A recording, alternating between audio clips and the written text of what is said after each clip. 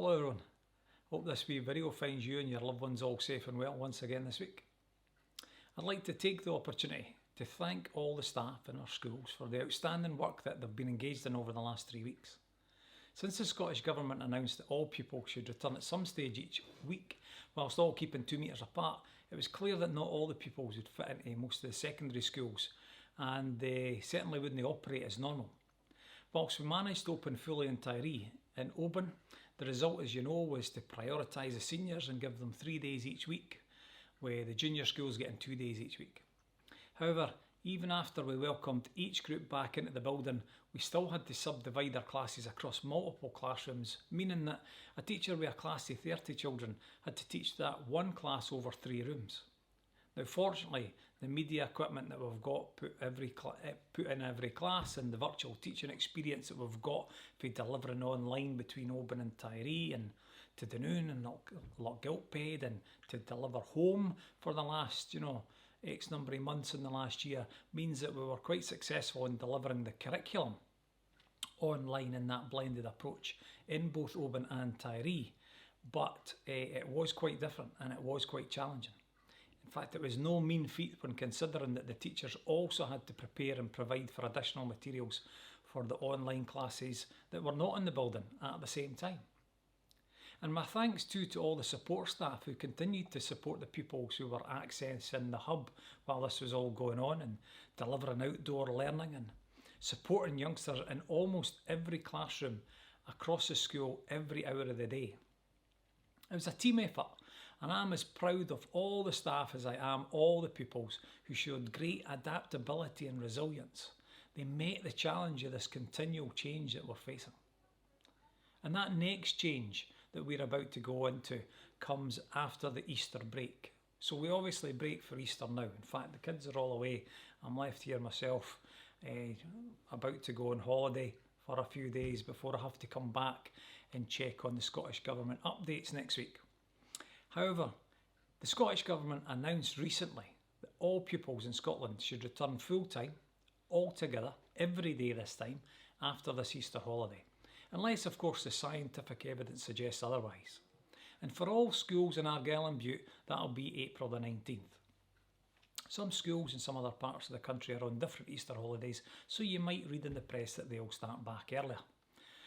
We await the further detailed guidance from the Scottish Government, and I think that's coming out on the 6th of April, and that'll be on a number of practical issues that will help guide our full re-entry after the Easter holidays, providing it's safe. However, at the moment we're working on the assumption that all the same guidance we used prior to the current lockdown will be in place, but with the added precaution that all the staff and pupils will be wearing face coverings just as they're doing just now in the secondary. And all the secondary pupils will be offered asymptomatic testing kits as well. And we gave further information on that, quite detailed further information on that last week. All that guidance can be found on the website if you're missing it, or you can give us a call. The guidance may change, but I feel it's important that we've got a clear plan for coming back to school all in, all at once, before we break up. No point in waiting until we come back. Let's be ready now.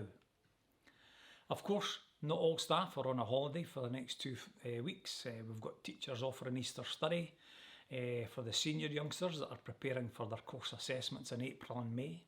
Most of the teachers will be spending time preparing for the new assessments and the support materials for the new term. We've got staff that are in maintaining and cleaning the building and updating software and computer facilities, and we've got managers that will be in with myself adapting risk assessments and plans as soon as that new guidance comes out on the 6th of April. And that's to ensure that the schools are fully prepared to meet both the education needs and ensuring the safety of all the Oban and Tiree community. Now, I'm aware that when you are thinking of coming back, the first thing on everybody's mind is quite often how we're going to get there, and we are not aware of any changes to the transport arrangements, whether that's the buses, the ferries or the trains at the current time. We just expect that to be as is just now.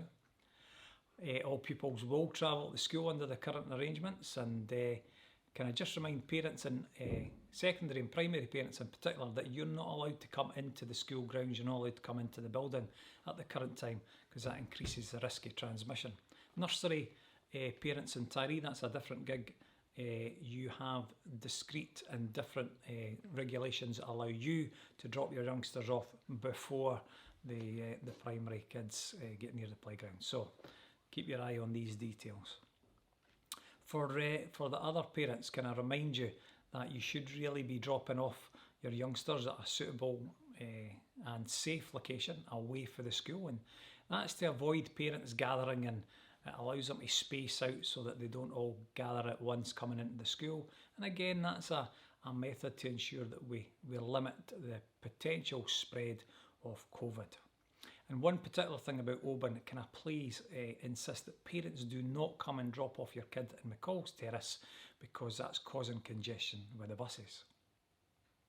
Now, another thing that I'd like to encourage you to do is to keep using the catering, the online catering arrangements if you're in Oban, in particular because we've got the ability to avoid using cash here. And so there's the council contact, the details have previously been sent out. The link is in the letter that I gave you. I can't read it out here, but yeah, please, there's no difference to the school meal arrangements. Free school meals, they'll continue to be paid out directly into your bank accounts, but only until the 18th of April. After that, it goes back to normal. So if you've got any concerns about your ability to pay for lunch, etc., please get in touch.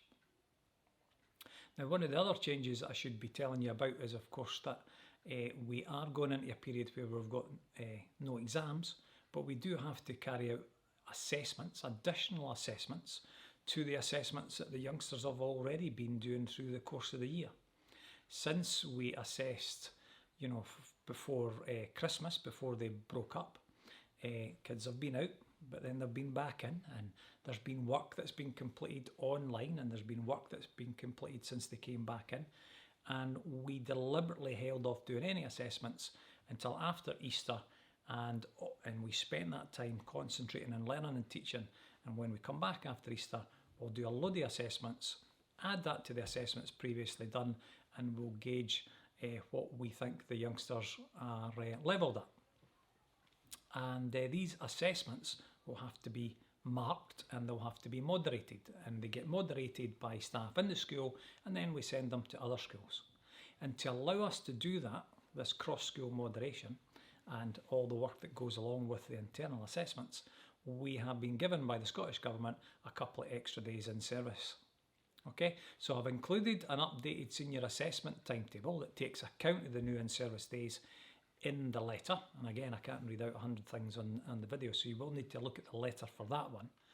But I would tell you in the video though that the 2 extra in-service days dates to allow that assessment moderation to take place will be, well, one on the 27th of May. I'll be added to an existing in-service day that we already had for the Friday the 28th. And the second extra flexible day that Oban and Tyree staff have chosen is for Monday the 3rd of May. So in-service 3rd of May, 27th of May, 28th of May in Oban and Tyree. Please add that to your diaries, and that helps us with assessment and moderation. Now, I always like to finish by ensuring that we offer you as much support as we possibly can. I'm well aware that this has been a very difficult time for many parents and pupils. We might all be coming back into the building to continue our education, and that takes the pressure off home life with online and blended learning issues. But these are merely replaced by new concerns and anxiety that our families will have about being back in one building together, or about the forthcoming assessment period. Maybe it's about a concern transitioning between nursery and primary, or primary to secondary, or from secondary to life after school. Whatever the concerns that you have, we'd be happy to try and support you. And I'd like you to take up this offer of support. And please contact your child's guidance teacher if you're in Oban, or if you're a primary or nursery parent in Tyree, contact Lorna Coleman. Or if it's a secondary issue in Tyree, please contact Miss Forbes. And if you can't remember who to contact, just go to the website and use the Contact Us section of that website, and just tell us what the concern is, what the observation is, how can we help you. Please just ask and we will help. Now, I hope the weather stays nice for us all, and I hope you have a lovely 2 weeks holiday ahead, and Enjoy.